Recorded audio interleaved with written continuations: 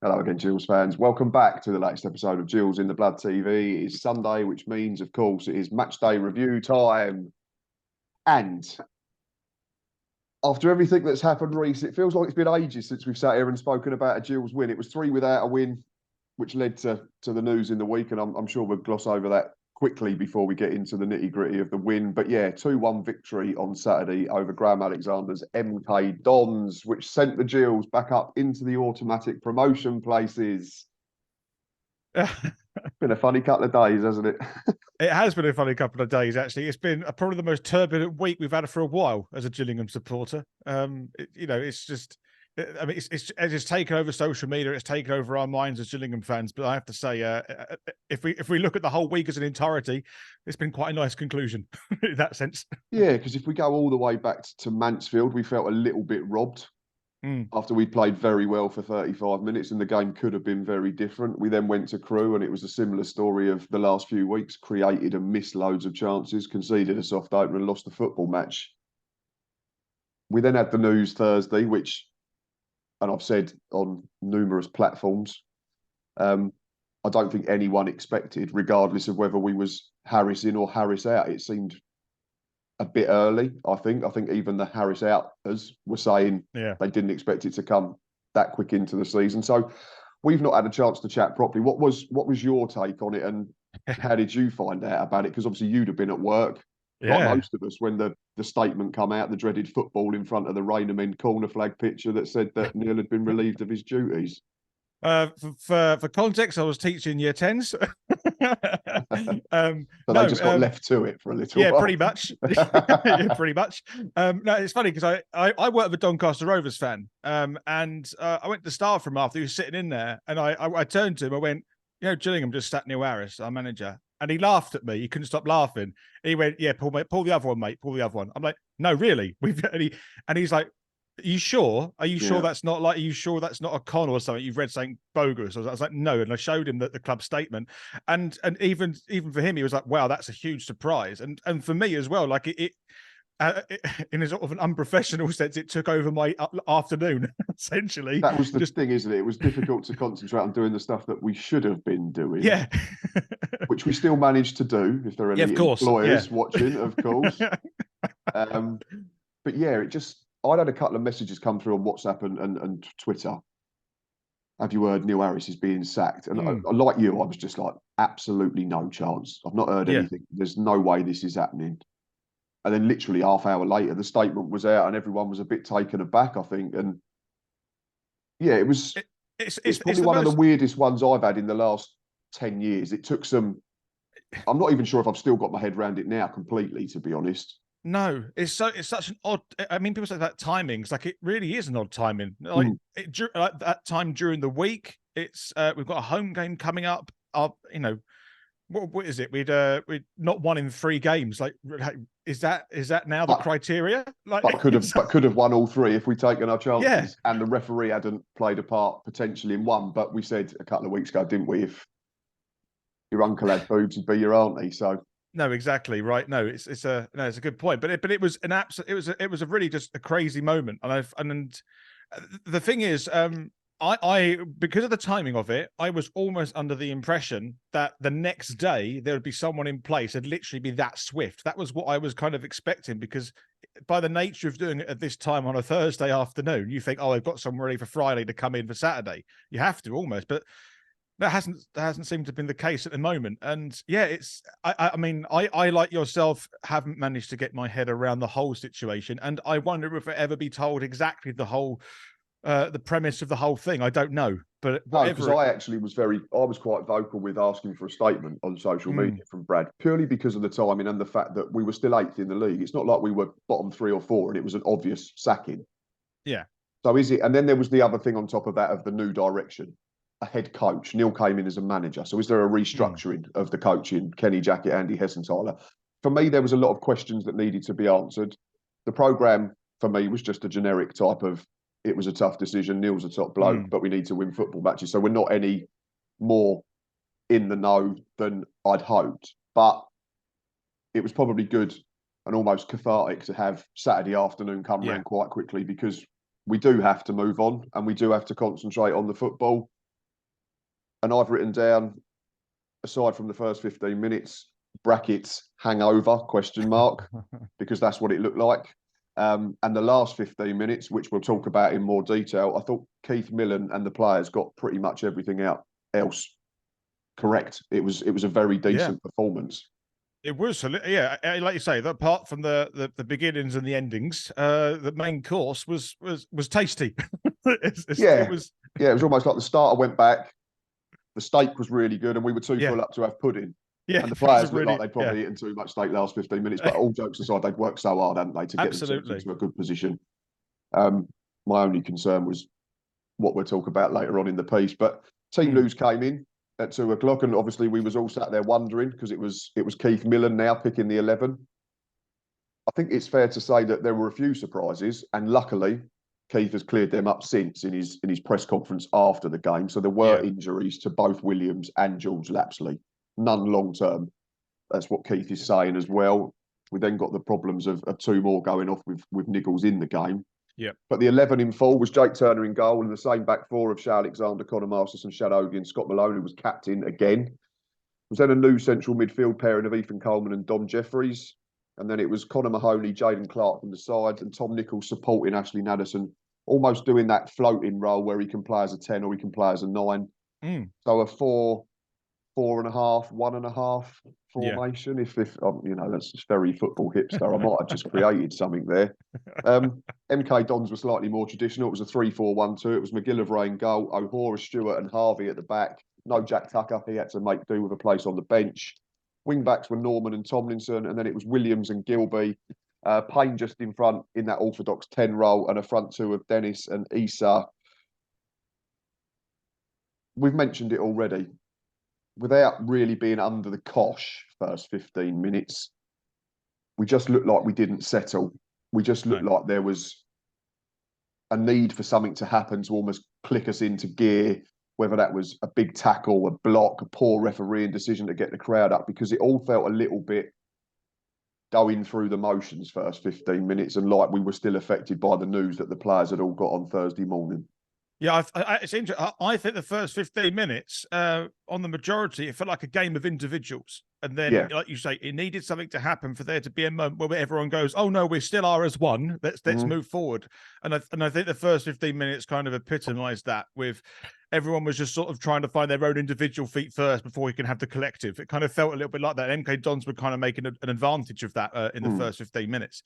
But yeah, it definitely felt like very everyone was trying to work out their own game first before they could work out their own collective game. And it was certainly strange, and I don't know whether you could see it from, because obviously you only get one camera, but from the Rainham, you could see Jake Turner and Connor Masterson a couple of times were just chirping at each other. I don't know whether Jake was being told to kick long. Connor and Shad were dropping in and saying, "Give us the ball to feet," and it just didn't quite look right. Connor Masterson, I don't think, hid his feelings too well in the press conference, which is understandable. He's playing for a manager that has twice signed him on loan and has then signed him on a permanent basis. He's still young in terms of a professional footballer, and certainly in terms of being a centre half. So number one, fair play to Connor for coming out and doing that press conference anyway, and fulfilling his obligations to the media. He just looked to be the one, I don't know what you could see on iFollow again, but that looked like he was affected the most in them first 15 minutes. It really needed something to happen for him to almost go into game mode again and not sulk, that's probably the wrong word, because he's around Neil Harris every day, so you can understand it's going to affect people in different ways, but it just looked like he was the one that was simply affected more than others. Yeah, I think if you can imagine though, if something shocking has happened during the week and you come on and you go on the pitch, quite often the first sort of 5 or 10 minutes, you're going to go back into default mode and think that the manager you've signed to play for is still at the sideline. So quite often he's probably just getting used to the fact that that's not the case now. So he's going through like micro moments of reflection. You know, oh God, I need to get back into this groove. That's it, the manager's not there anymore, and I need to sort of be a professional and play for myself, or play for the team, and not worry about that, and try and park that to the side for them. And I'm sure a couple of players had that, but you're right, it was definitely more exposing for Masterson than anyone else I saw on that team. And now that we've managed to get through a game and we've won a football match, and we've done that without Neil Harris, and we've done it with Keith Millan, they probably all go, hang about, we'll be all right. Yeah, absolutely. I think that's a very that's a really good point. That's why I think yesterday's performance, result aside, I think the performance was probably more important. That they know that they can still play in the way they want to try and win or be competitive in games. Yeah, because I don't think the game looked entirely different to what if Neil Harris had been stood on the touchline. We created plenty. We missed a few. We conceded a goal, which has become the norm in recent weeks. I think it's only one clean sheet in 6 or so. But in terms of the mechanics of the performance, I didn't think it was any different to what we've seen over the last 5 or 6 weeks, apart from we managed to stick a couple of chances away, which was great. And the biggest thing is, again, and we go back to Neil Harris, whether we was Neil Harris in, Neil Harris out, when we went back further, when Paul Scully was leaving, it was, we want Gills to be the best version of themselves. Yeah, of course. Regardless of who's involved in that. And I think that's what we got over large spells of the game. There were bits that we need to improve on again. But yeah, first half, we're waffling here. We need to get moving. The first half chance fell to Joe Tomlinson wide on the left. And I think it was a cross-come shot. He got caught in between two minds. And luckily, from our point of view, it just drifted out to the far side. We then had more stuff to deal with because Ashley Nadesan had already threatened to get in behind a couple of times. And I think the second time he got clipped on the ankle and went down, tried to run it off. Unfortunately, it was quite clear quite quickly that he wasn't going to be able to. And it was meant then that the Macaulay Bonne, who'd missed that sitter in the week but had scored last Saturday at home, was introduced inside 20 minutes. And that was when we suddenly came to life. Yeah. I'm not saying the substitution directly had an impact on it, but for some reason, there was about a 10, 12-minute spell where it was just chance after chance after chance for Gills, and there was a goal in the middle. So the first one was, I think it fell to Bod. It might have been his first touch. I think the ball got played into Jaden Clark's feet by Connor Mahoney. He's tried to spin his man, and it sort of ricocheted between them, and it's felt to Bond middle of the goal, sort of penalty spot, and he's dragged it just wide. I think if Macaulay's been on the pitch for 15, 20 minutes and he's got up to speed, he probably hits the target at worst. But it was the first glimpse of goal, which is obviously what we wanted. Yeah, and you know, you talk about him coming on and making impact. I know correlation doesn't equal causation, but it would have had some impact in coming the game because it did change. That was the turning point. Nadesan came off. Not saying Nadesan never was having no impact, but no, you know, I mean, you can't judge. He only played. It's hard to do that. 15 minutes, really. But actually, that you're right. That first opportunity he has, I think if he's been playing from the start, he probably hits the target. But to be fair to him, it was quite. I think it was quite a snapshot in the end. It sort of fell to him from Clark, I think, and it only just dragged wide. It wasn't that. It nearly clipped the post. Actually, it was pretty close. I think if it's on target, it goes in. I don't think Midfield was set to be able to get across, even though it wasn't, you know, the greatest connection. But I think he put a good marker down for the rest of the game, actually, Bond, from that. And I think even Gillingham themselves put a good marker down. This was the point they were going to really push on. And I think as well, and I didn't hear the crowd, but if that just goes past the left post, I think at that point, everyone in the crowd's kind of like, right, oh, we're in the game now. We're going to lift ourselves a little bit here. And I wonder if the 12th man effect might have occurred at that particular point for us to then bolster on. Because that period of play was big for Gillingham. There's loads of chances. There seemed to be suddenly there was a few light bulb moments where everyone went, we're all right here. We can go and play. And we can be a threat. The second one fell to Coleman, I think it was. I think Scott Malone had it in the left back area and played in Jaden Clark, who got to the byline, cut it back. Nichols set it for Coleman, left-footed, and I think it came through a crowd of bodies. McGillivray put an arm up and saved it, and I think Dom Jeffries then fired the rebound over. And then straight after that, Bonne had another one, left-footed from a very tight angle, forced to save, and suddenly it looked like there was only going to be one side that was going to score a goal. And I think I mentioned it in my video. At that point, it's the point where Bonne made forced a save out of McGillivray that I thought, oh, here we go again. We're creating lots, but we've got nothing to show for it. And at that point, I was like, please, let's have something to show for this. I was almost begging for it because it felt a very familiar road we were going down, suddenly creating loads, but not put it in the back of the net. And I was getting really concerned again. But it was great for us, and it all happened in such quick succession, like within 2 or 3 minutes. There was a different kind of feeling actually. Actually, if we can sustain this, we by laws of statistics, we're gonna score. Like we have to score. Yeah, I think I was similar. I don't know if I actually put it into the match day live, but I'm sure there was one clip we were recording, and I turned around and I just looked at the camera at the end, and I just went, "Are we jinxed?" Yeah. But I can't remember if it actually went into the full vlog. So if anyone has watched it and did hear me say that, then it is. But yeah, it certainly started to feel that way. But oh no, there was another half chance before we get to the big moment, which was Connor Mahoney, who found himself in decent area, managed to find half a yard and dragged one just wide of McGillivray's right-hand post. I think the keeper probably would have saved if it was going inside that post. But yeah, we'd had 4 big moments, or big-ish moments, and you just felt, like you've already said, we've got to take one of these, otherwise it could come back and bite us on the backside later on in the game. Shadowby somehow ended up with an assist for this goal, I know, which is quite extraordinary because the only part he plays in the goal is a defensive header from about 5 yards outside his own box, if I remember rightly.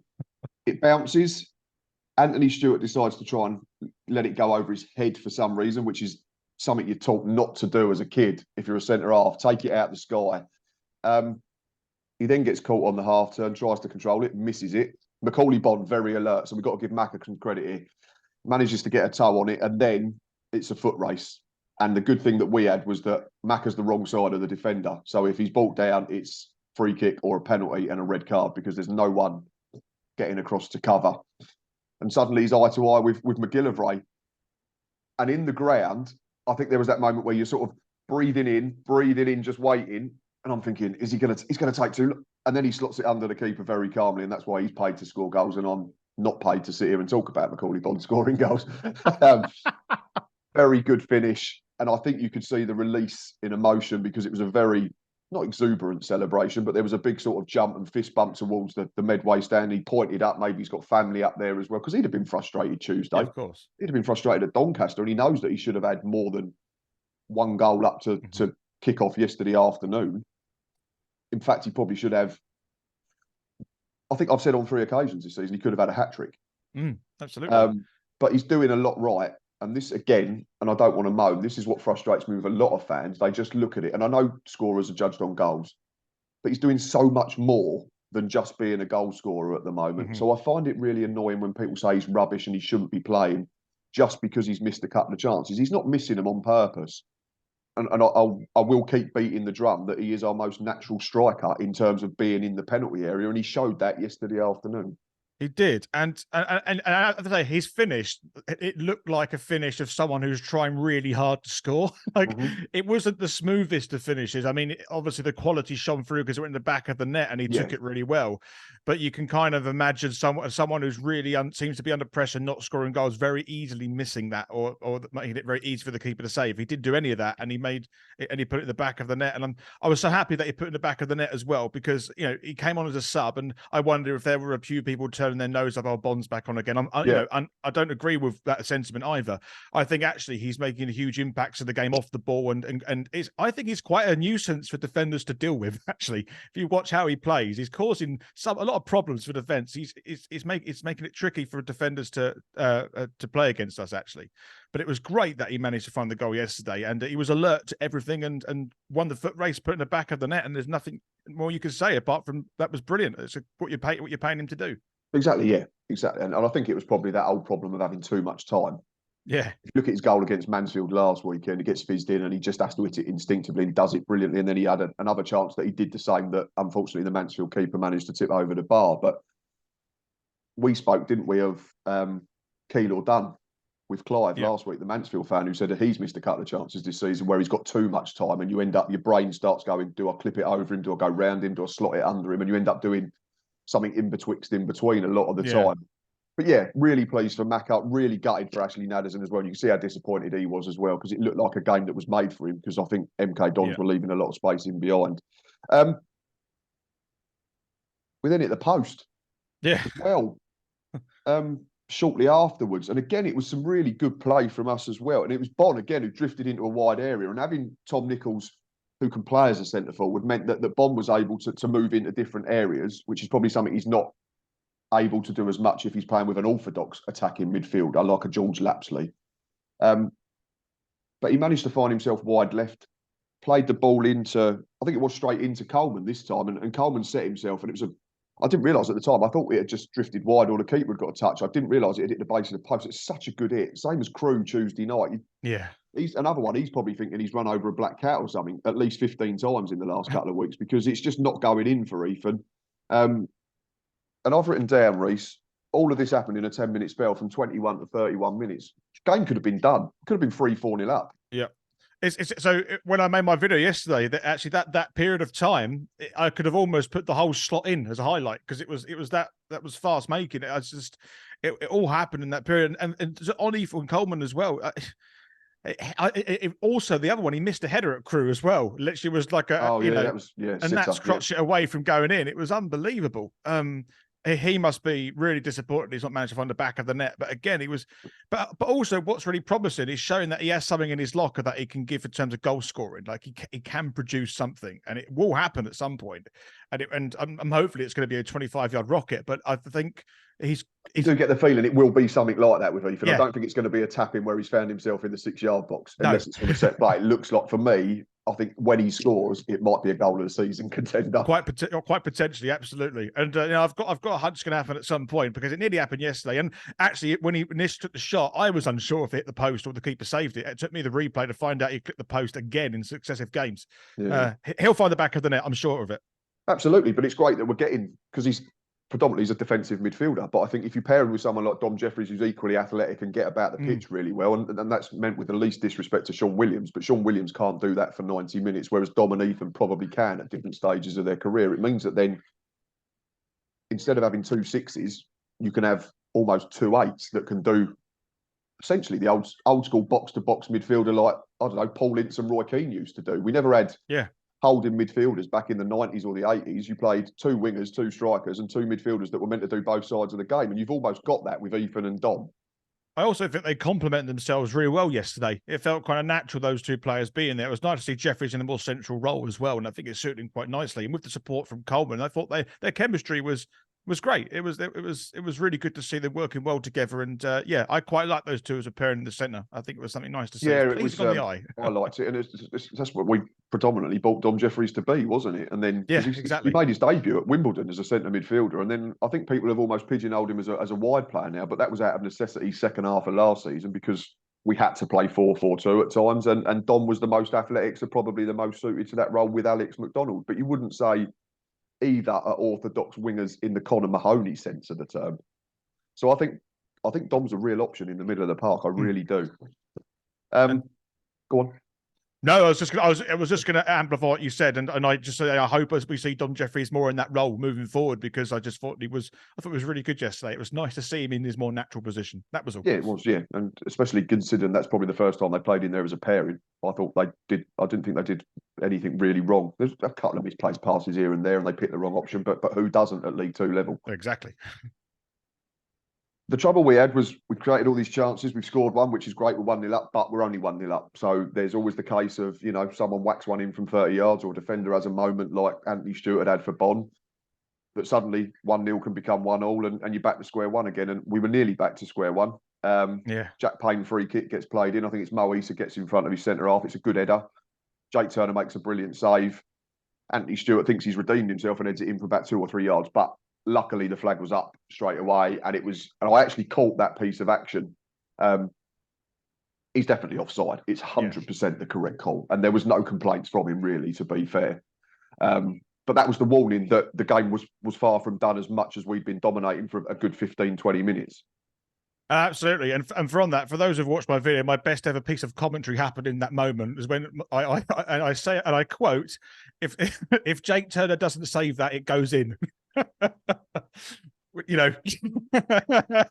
Sign him up, Sky Sports. Yeah, there you go. Martin Tyler retired. You don't need Peter Drury anymore. No, there you go. But for what it's worth, though, the point, if anyone has seen that, the point I was actually making was because the phase after was offside. So what I was trying to say, that's the point I was going to go with, because Issa's not offside, so it stands if it goes straight in. But because Turner's made the save, it then makes a play offside. Yeah, Anthony Stewart active. Yeah, that's the point I was making. Even though maybe the words I actually said was, if anything, Michael Owen-esque. In terms of I mean, to be fair, I'd rather listen to you every day of the week than Sam Matterface. So, thank you. Compliment. I'll take that. a backhanded one, I'd say. Yeah. I'll take any I could get, if I'm honest. I like Sam Matterface as much as I like referees, to be fair. So fair enough. It's not the biggest compliment, but we'll get on to the referee later as well, and I might surprise you. Okay, I look forward to it. I think the final, there was a couple of half chances /chances just before the half-time whistle went. Tom Nichols found himself in absolutely acres of space, and MK Dons went, just keep running towards goal, we're going to back off. Boz said to me in the ground, Craig McGillivray looked like he made a camera save because it looked very comfortable, but he was all out with both hands Yeah. But you can see what Tom's trying to do. He just never got it starting wide enough, and it was a comfortable stop that I think the keeper ended up looking more difficult than he should have done. But then the other end, there was a really, really good stop because Mo Issa suddenly came to life on the edge of the box. And what makes it such a good save for me, Rhys, and you'll be able to tell me more coming from the goalkeepers union, is there's a nick off a centre half, Conor Masterson. Yeah. So Jake's already off. So he's pushing off to go. So he's thinking, right, I've got to go with one hand. And then suddenly mid-air, there's a nick which changes the trajectory of the ball again. So the ball's probably going to be dipping, going up and then dipping. But because it hits Masterson, it then starts going up again. So Jake's then essentially got to readjust in the middle of his dive.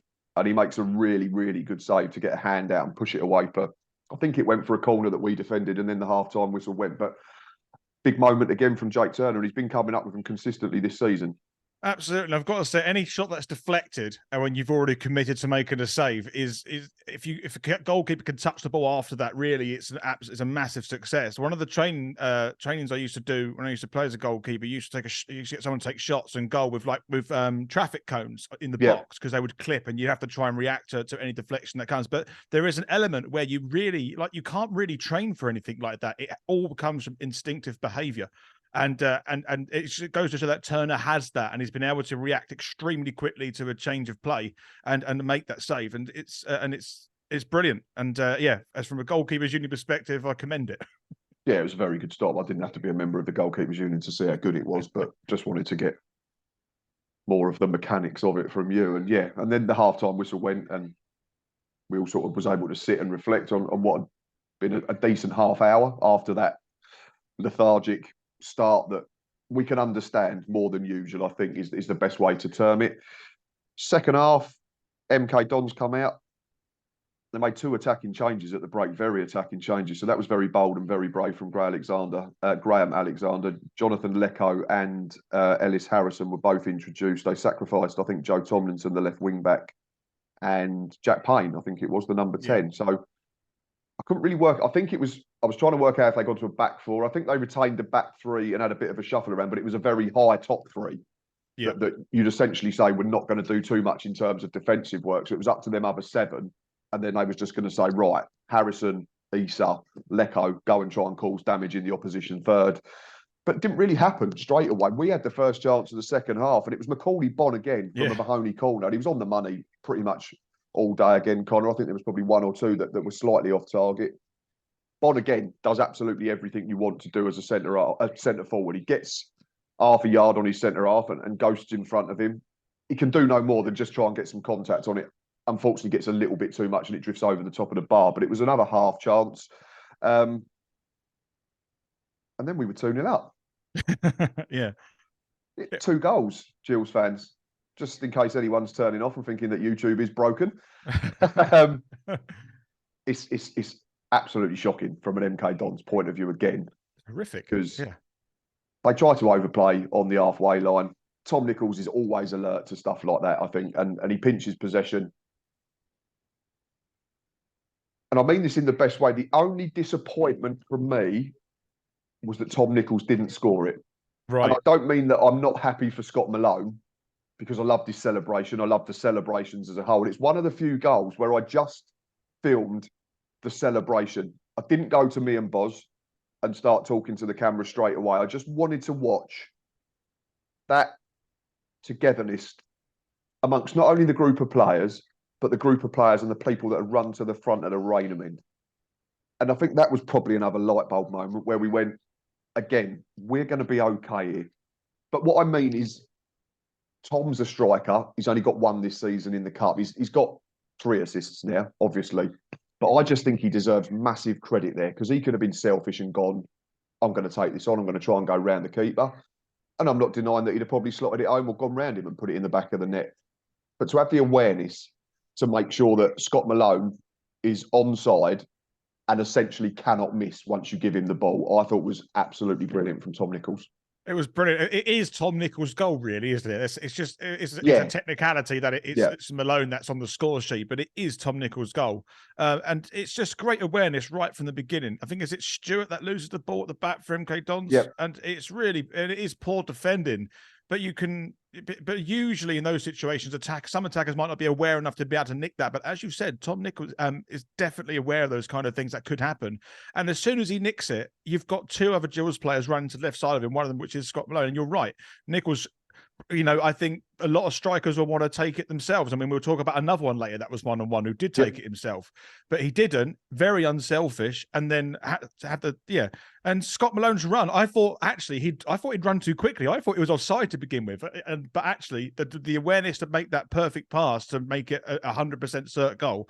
All credit to Tom Nichols. It's his goal. But it's it's like in cricket when there's a great catch that's happened, the bowler gets the credit for it. It's always that one, that goes on the honours board, doesn't he? Yeah, that's the thing. You never see someone getting on the old Lord's honours board because he's taking a worldie at gully or something like that. Right? Yeah. We should do a cricket podcast. We keep referencing it. I know it's not bad, right? I'm not sure why we'd rename it, but I don't know.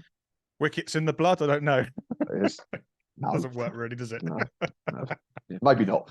Anyway, moving on. There's enough cricket podcasts out there, so you can go and watch them. There are other ones available, and they're better named than ours. Macaulay Bonne had another chance. I think there was good play down our right-hand side, and it got fed into. It might have been Jaden Clark. Bonne, for all the world, for me, looks like he's going to hit the target. So I'm going to give some credit to the defender here because we've dug him out for the two goals. It looks a bad miss at first glance. It looks like Bonne's horrifically dragged it wide with his left foot. But I think looking back at the highlights and just sort of reflecting on it the day after, I think the defender gets something on it. I can't remember if it was given as a corner or it got cleared, but I'm going to give credit here to the defensive play and not say that it's anything that Macaulay Bonne's done too wrong. I thought it was a good piece of defending to get in last ditch and get a toe on it that at least did enough to put Bonne off. Yeah, and I think that's the last bit you said there's the most important bit, and that's why you say to defenders, even if you can't get the ball, do enough to put your striker off. Yeah, and exactly. I think that's exactly what happened at the top, and that's why Bonne dragged that one wide. I can't remember if there's a nick or not off the defender, or what if it was a corner or a goal kick, but I know there was enough pressure from the defender. Was it Harvey or O'Hara? I can't remember who it was, but put enough pressure on to put Bonne off to drag that one wide, and it's a good piece of defensive work by MK Dons, in fairness, at that point. Yeah, it was. Yeah, and they were just about staying in the game, to be fair to them, because the third goal absolutely would have killed it. Yeah. But third goals and Gillingham is it's like finding a T-Rex these days, is right.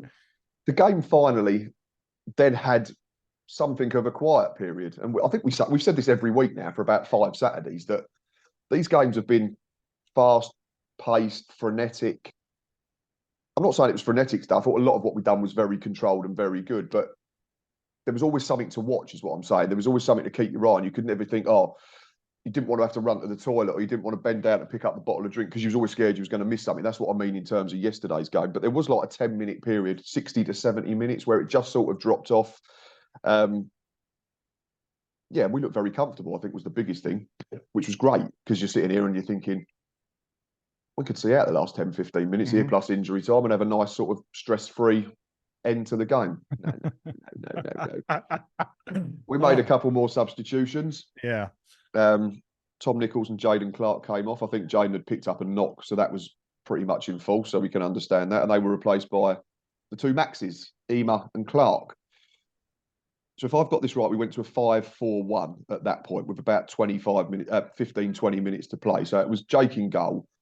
And then it was a flat five of Shay, Connor, Max, Shad, Scott. And then the four in front was Max Clark as a left midfielder, Connor Mahoney as a right midfielder, Ethan and Dom, and then Macca as the lone striker. I didn't have much of an issue with that. The only intriguing bit would have been if we tried to break as a 3-5-2, then suddenly Max Clark's a centre midfielder. Yeah, right. But I could understand certainly Max Ema coming on to shore up 2-0, 15 minutes to play. It's something that Neil Harris used to do, and generally got it right, especially at home. And then there was the big chance that you've already alluded to, and Connor Mahoney does the first bit brilliantly, shows quick feet on the halfway line to get round his man. He's got the freedom of that half running towards the Raynham end. Did the second bit right. I thought we created an angle. I thought he shifted the ball to give himself an option. You can see what he's doing. He's trying to whip it in that far corner across the keeper. He's thinking, if if McGillivray gets a hand on it, it might fall to a teammate. It didn't, ironically. Should he square it though, having seen what Tom Nichols done? Because I think it was Shea Alexander. You can see he's like stomping his feet and putting his hands on his head. Personally, I've got no issue with Conor Mahoney going for goal because he's done everything that he needs to do, and he's not done much wrong in terms of the finish, aside from it just didn't quite go in the corner. But it was from there, and I don't want to use unravel because that's probably a too strong a word. But certainly from that miss to when Darren Drysdale eventually blew his full-time whistle, we looked at our most uncomfortable in the entire game. We did. It's just to go back to that chance, though. I mean, I'm very much behind the idea of, you know, a striker should, or someone up in that position should be taking it themselves, you know, to get that confidence. No, and I'm okay with that. And yeah, in hindsight, it's very easy to go, oh, you should have squared it over, and it would. And I think there is a defender in between at that point between Mahoney as well. It would have made it quite a tricky one to do, but still possible. Yeah. Actually, interestingly, I have not have an issue with it, but I thought actually. I don't know who there was 2 or 3 Gills players coming up. One was Alexander. I think one might have even been Millan, and one was I can't remember who else. Anyway, I thought that the charge forward to get the rebound, they all went too far forward too quickly, and I thought the wave of attack was too far forward for them to be anticipating any strong. Yeah, you almost deflection. wanted someone to just hold on to the penalty spot, didn't you? Yeah. And that for me was actually the issue, because you could kind of have a concession and go, yeah, well, I understand why Mahoney's going for this. He's created the chance. He's made space. Oh, I totally. Shoot. I'm not criticising Conor Mahoney at all. No, nor am I. And it's easy for us to say after the event that he should maybe square it because we've seen Tom Nichols do it. But again, if I was in that position, I was never that advanced as a footballer. I was never that quick as a footballer. I was never that technically gifted as a footballer. But yeah, I'd say 99 people out of 100, maybe the one's Tom Nichols. Yeah. Goes for that bottom corner, and they're absolutely within their rights to do it. Because I don't want anyone thinking I'm criticising Conor Mahoney, because if he goes in the bottom corner, he wheels off, celebrates, and we're thinking absolutely, you know, Christmas, New Year, and all our birthdays have come at once because we've scored 3 and we're keeping a clean sheet. But I just thought the second phase of play was misjudged by 3 Gillingham players, and that's that for me, because they didn't give themselves the opportunity to pick up the pieces of a rebound, and that for me was a bit disappointing, because as you then said after that. It felt like for the last 10, 15 minutes, the game had turned on its head mostly. It was MK Dons all the way through. Yeah, because 2 or 3 minutes later, they unfortunately equalised, and suddenly what was a very comfortable afternoon became very uncomfortable. It's a decent enough goal. I mean, they recycled possession well enough. I think there was a bit of head tennis. I thought Lecco actually had a decent impact. I know I spoke to Jonathan, the MK Dons fan, on the preview show, and I felt really sorry for Jonathan, just to go off on a bit of a tangent, because hardly anyone's watched the preview show because of everything that happened on the day after and the Neil Harris thing. So, and he was a brilliant guest, and we'll try and get him back on again. But he said that Lecco can be quite individual in terms of how he plays the game, and sometimes if nothing's given to him perfectly to his feet, he can be a bit lazy and that type of thing. And maybe that's why Graham Alexander didn't have him in the starting 11. But I thought from their point of view, he had a positive impact, and he puts in a good enough ball. At the time, I thought it was a good header. I just thought it was a good header, you know. And I always say that we don't have to blame people all the time, every time we concede a goal. But I've watched the highlights. And again, it comes back to my point at the start of the video, Rhys, about Conor Masterson not being quite at it. And there was a couple of big blocks second half, so I'm not going to dig him out for the sake of it, because I never would. But he doesn't jump. No. Ellis Harrison is shorter than him. Ellis Harrison just almost like, that's Conor Masterson and that's Ellis Harrison. And Ellis Harrison just goes like that. And heads it in. Can Masterson do more? I personally think he can as a centre-half, and having played as a centre-half, it comes back to your point. Even if you don't think you can win the header, at least jump with him to put him off and make his header more difficult. I also that the goal came from a second phase of play, because I think it was in the box for a bit. It came out, it was cycled round again, and I wonder if that, as a result, meant that Masterson, as he was running back, was a little bit out of position slightly. He was maybe facing slightly the wrong way, which, you know, is not an excuse for him, but is an occupational hazard of being a centre back. Yeah, of course, yeah. But I think at the same time, he doesn't jump and doesn't make it hard. And I think, as we've said already, that's a really important thing to do as a defender, is to make it difficult for for the opposing striker, and he didn't do that yesterday at that particular moment. And is it again because he's slightly out? Is he still reflecting on what's happened recently? Only he could know the answer to that, of course. But yeah, it was out of character for Marston for that particular goal. He should be jumping with his striker. He's trying to defend. And that's my point, because even if he's the wrong way round, even if he just jumps, Harrison's header could then hit Connor Masters and go out for a corner, and we've got no problem. But the moment he decides to just stay on the floor, any header on target is probably going in, because it's such close proximity to Jake Turner. Yeah, Jake Turner's. I mean, also Jake Turner's expecting probably Marston to jump for that as well. So he's absolutely never going to expect sort of this header coming at him. So you can understand why he would have reacted very late to that and not been able to save it as well. Yeah. But like I say, there were moments that Connor Marston, and he certainly wasn't awful. And I don't want people sitting there and thinking we're saying that. There was a couple of decent blocks in that second half, and he was certainly willing to throw his body on the line and make sure that goal was protected as well as possible. One man that we've become accustomed to making ridiculous blocks when you're not even sure he's in the picture is Shadogi. I think it's Max Dean, who had only just come on just after the equaliser. He's probably left-hand side of the 6-yard box, about 4 yards from goal. Yep. Watching the highlights, for all the world, it looks like it should be 2 each. I mean, it's that horrible feeling when you're watching the game live and it's all down the far end, because you get no perspective and you end up sort of watching, biting your nails, or just on an in-breath, panicking that the ball's going to go in. Watching the highlights, it's an unbelievable piece of defending from Shadow. He comes from, like, he's not even in the picture. Yeah. Max Dean, for all the world, thinks he's just going to smack it in for an equaliser and run off towards his supporters. And then Ogie comes across and makes the most ridiculous block.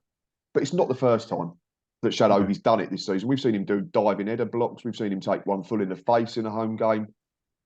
He's just a proper defender, isn't he? What that also shows to me is how well he can read a game. Yeah. You know, and knowing that there's going to be a potential danger, get into the right position as well, and then put your body on the line. That's what you want for your centre half, isn't it? It's that kind of approach. Oh, read the game, put your body on the line. No, it's probably going to hurt, but then you save your team 3 points essentially in that context. Yeah, and I've always been and I'm slightly old school. I was brought up in an era where defenders are defenders. I get that the game's evolved and it's moved on. You now want defenders that can play with their feet and that type of thing. But for me, a centre half particularly, maybe not fullbacks as much, but defenders in that central area, first and foremost, are in there to win it, edit, clear it, tackle, and then let your better players or more technically gifted players go and do what they're meant to do. Yeah, and I think that's what and Ogie did that sort of classic piece of centre back defending yesterday, and that's and I'm glad you brought it up, because that was that sort of epitomised that as a central defender, what they should be doing in those situations. Yeah. But I just thought he read that particularly well and got into the right position and made a crucial block, essentially, probably the most crucial block of the game, actually. I think that one, and then there was another big save from Turner, and.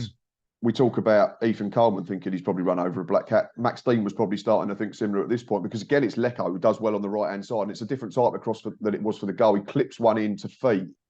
Dean catches it brilliantly, I think on the volley. It might be the half volley, it might have bounced, I can't remember exactly, but he catches it sweetly. And that looks for all the world like it's going to go across Jake Turner and into the far top corner. Jake, you see all of a sudden leap, gets a big right hand on it. And I think Shea Alexander then clears upfield into over halfway, and we managed to regroup. But we were just very, very deep, weren't we? We mentioned this 5-4-1 that we'd gone into, but we had a left back at left midfield, so naturally they're going to drop defensive. And I can understand that to a degree, because we was hanging on to a lead. But I just thought that we got too deep and we were too excessive with the defensive changes. And then we made another one. We sacrificed Connor Mahoney and we put on Robbie McKenzie. So now, effectively on the pitch, we've got a goalkeeper and a striker, 3 centre halves and 4 fullbacks. Yeah. It's overkill. But I know I've said we want to move on. If Neil Harris does that, he gets absolutely hung, drawn and quartered by our fan base, especially if they score a second goal, which looked likely at the time. I know Neil went defensive, and he was defensive first coach. I get that, but I'm going to stick up for him a bit here. And I know people will disagree with me, and that's absolutely fine. But I just thought that Keith Millan almost undid all of his hard work and all of the players' hard work, because we went so defensive. I mean, Macaulay Bonne had no one within about 50 yards of him, it looked like, for the last few minutes. He was just stood up there probably thinking, I need to buy a better aftershave. So we had... Well, yeah, like I've said, we had 3 centre-backs, 4 full-backs, 2 holding midfielders, and a centre-forward who was just stood in no man's land, having 3 centre-halves keeping him company because everyone else was in our third. Yeah, and it felt as if anyone's seen the games of handball before, it felt a little bit like that. Suddenly, everyone's in that D, and the ball was going around the box and waiting for a moment to happen. It just felt like that, and you had all the players that were just there, that were designed to just defend, and yeah, it just felt that extra switch, the sub with Mahoney for McKenzie. I thought, okay, we're really just gonna, we're gonna stand all on the goal line, are we? That's what it kind of felt like. Oz said to me as we walked out the ground, or when we was in there and laughed, he said, we might as well bring on Glenn Morris. Yeah. Because that's what it felt like. And we got away with it and no harm done. And I'm not digging out Keith Millan. He's come in at short notice and he's won us 3 points. So all the credit in the world goes to Keith. And if he does that again Tuesday in the Pizza Cup and we go to Walsall and get something, if he's still in charge at that point, then happy days. But again, it comes back to my point that performance wasn't any really different to what we've seen over the last 5 or 6 weeks with Neil Harris in charge. There was some good spells where we knocked it about. There was times when we went direct. And there was bits that we got wrong. And I've got a tweet to go out today at some point, which will now be out already when you watch this, because this will be going live on the channel this evening. Here's a stat for you, Rhys, for all those that thought we were going to go and play tippy-tappy, tick-a-tack, Man City style football as soon as Neil Harris walked out the door. Go on. Yesterday against MK Dons, we completed a season-high attempt of long balls of 107. Oh, really? Which was more than, I think the second highest was Stockport County with 102. So from 12 league games, yesterday we attempted more long balls than at any other point this season so far. And also, yesterday was our lowest pass completion rate of 67% since Grimsby away on the 2nd of September, which was about 5 weeks ago. Wow. So just all I'm saying is winning. Yeah. And there's more ways to skin a cat. And I do think that people who think we're going to play this wonderful, exciting, free-flowing brand of football, and I've said it all the time, they're going to be disappointed because this is League Two. It doesn't happen. It's rarer than us. It's rarer than us scoring 3 in a league game.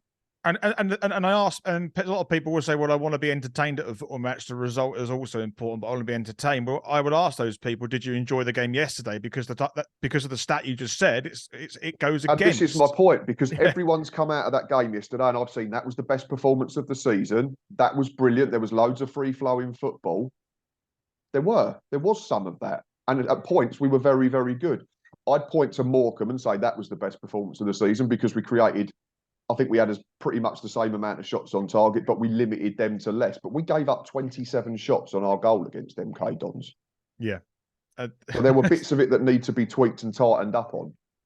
But the biggest thing is 3 points is 3 points, and we got 3 points.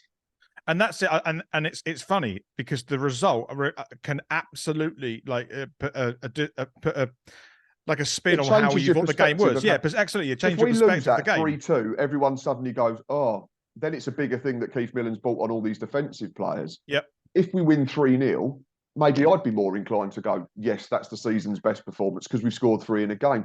But if you look at it and peel away the layers of the onion, the goals scored, the stats, there was nothing different to what we saw against Mansfield last week.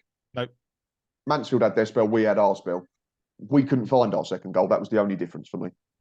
And if anything, it just, this is what you've already said. It's what League Two football is all about, isn't it? Mm-hmm. It's this idea. Firstly, anyone could beat anyone, and I'm fully behind that idea. Absolutely. You had to look at Sutton Walsall yesterday afternoon. No one gave Sutton an absolute prayer, and they won 4-0. They've absolutely slapped Walsall off the park. I'm not sure that's a good thing for us for next week, but no, I'm worried about that already. To be fair, but but you're absolutely right. Like, and that, I think it's very easy to get caught up in the score and the result itself, when actually Gillingham's performances, I think, have been mostly pretty consistent in terms of their play throughout the last few games. Actually, I worked out that over the last, because I did that stat the other day, didn't I? Ironically, just before Neil Harris got sacked, and it almost became redundant a little bit. But I worked out that before Saturday, we'd had 122 shots at goal this season. But I think it was around 60% had come in the last 5 games. So we was averaging just over 14 shots per game over the last 5 before MK Dons. We had 16 yesterday. So it's 1.8 difference. Mm-hmm. But never in any game so far this season, I don't think, have we conceded 27 shots on our goal. I'd say no. I'd say Mansfield and maybe Stockport would have been the highest. I think there was 19 or 17 for Mansfield. So you added another 10 on that, which is great. it looks for a more entertaining game if you're a neutral. But if you're a Gills fan, you want us to win football matches. Again, it comes back to what we've said all season. It's about getting the balance better. Yeah, and I can't add anything more to that apart from I agree. And you know, I think of all the stats in the world that we look at, I think ultimately, and people want to be entertained, people want to enjoy a football match, but I still firmly believe that the majority, if not all the fans in that stadium, if they walk away with 3 points, they're going to be pleased.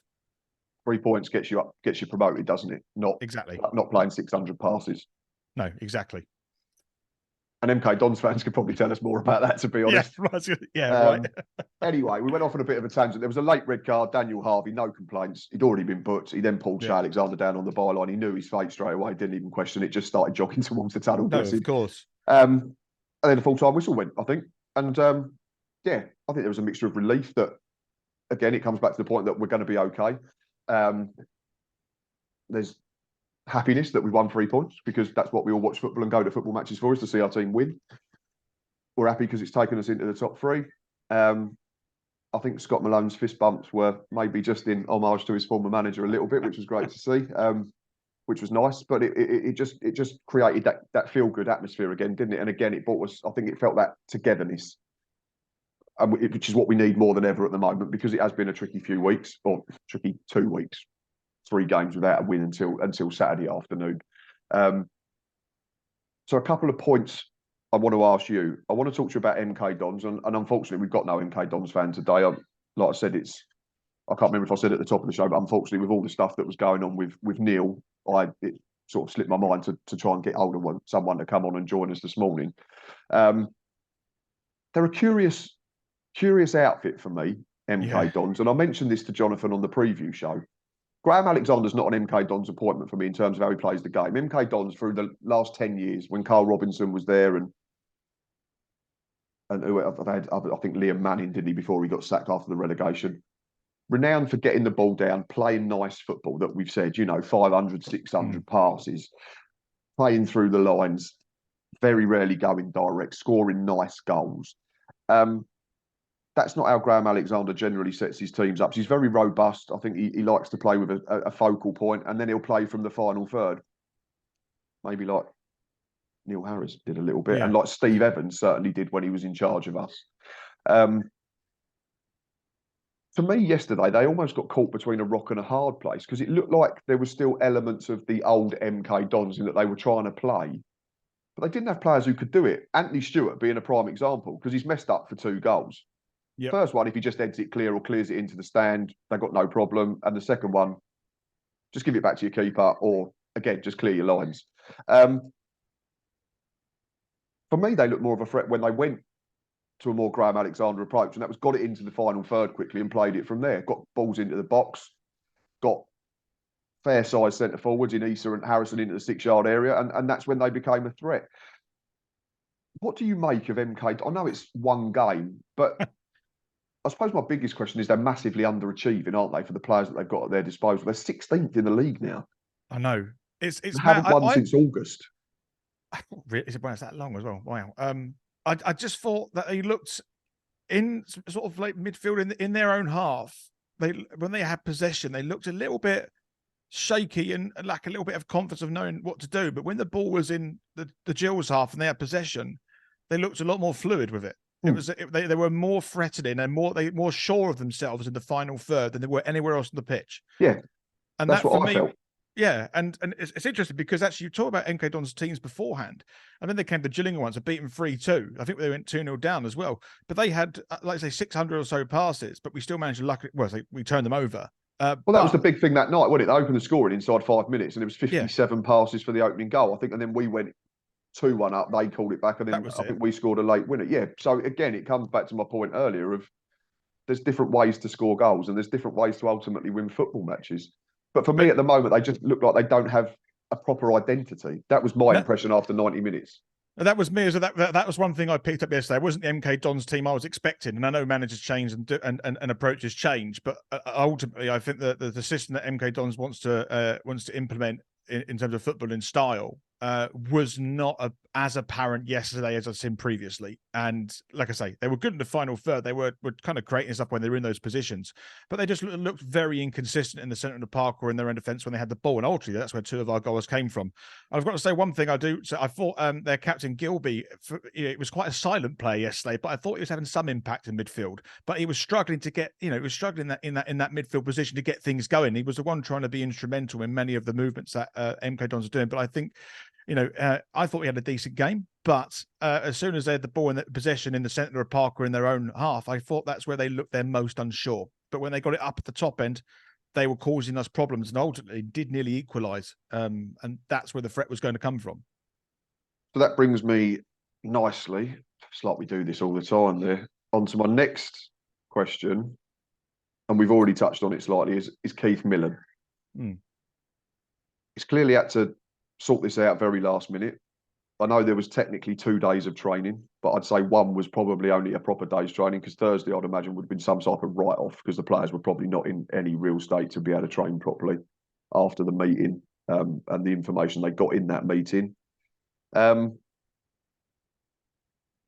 put that graphic up last night on social media just as a bit of a laugh and said, anyone who expects us to play free-flowing football probably wouldn't have been able to cope with the last 10 minutes because of the system that we had and all them defensive players. And it was meant as a laugh, but it's ended up creating a fair bit of debate, which is great.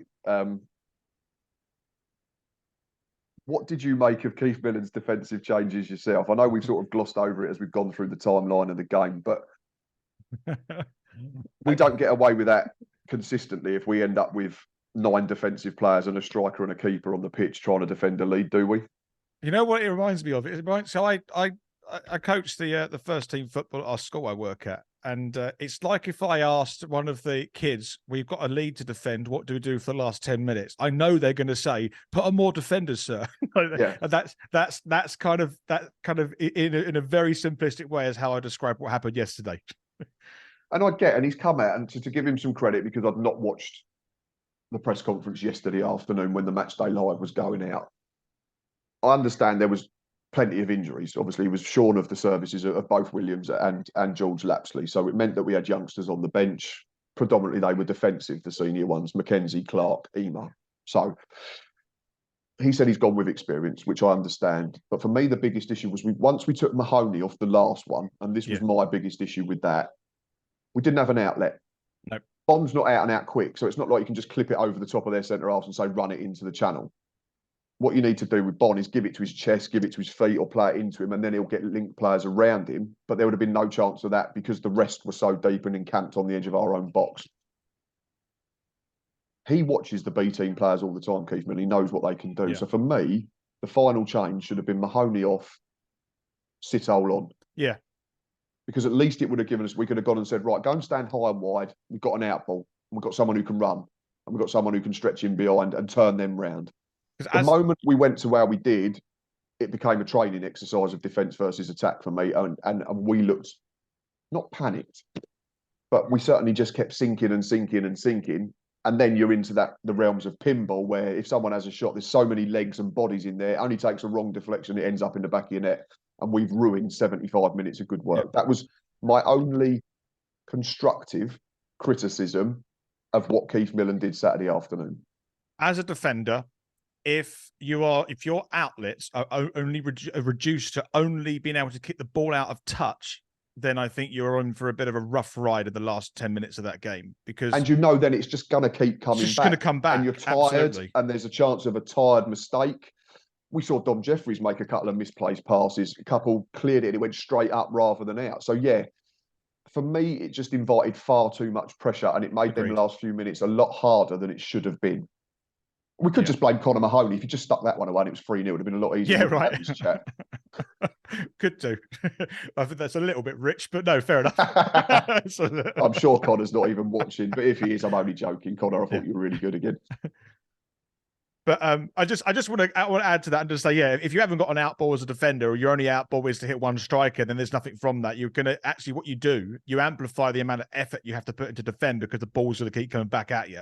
So I think, like you say, I think the right decision would have been for me to put Sotoli on and replace Mahoney, and have two options potentially to play the ball out. So when Sotoli does receive the ball, or Macaulay Bonne, he has someone else to give the ball to. There's a supporting man there. We didn't have that yesterday for the last 10 or so minutes. Or you could have even dropped Macca in, because Macca's good in the air. So at least he'd have headed it out of our box, and then you'd have had someone that can run. But yeah, I'd have liked to have seen a couple of options for because invariably we're just going to hack it as far away from our goal as we can in the last couple of minutes. That's human nature.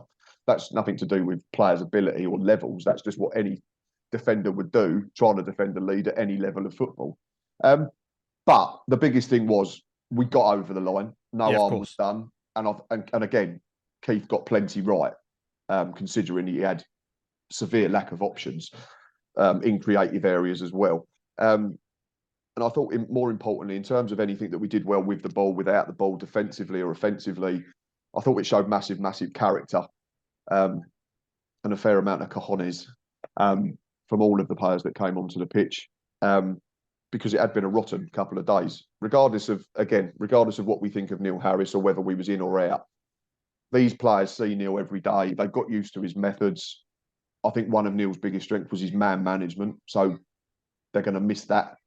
And like you said, it was just that weird feeling of, if you look to the touchline, Neil wasn't there. He's always been there for the last 20 months for these players, and he wasn't. So for me, huge credit to absolutely everyone, including Keith and the coaching staff, for managing to pick up 3 points. Before we end, I want to talk about the referee.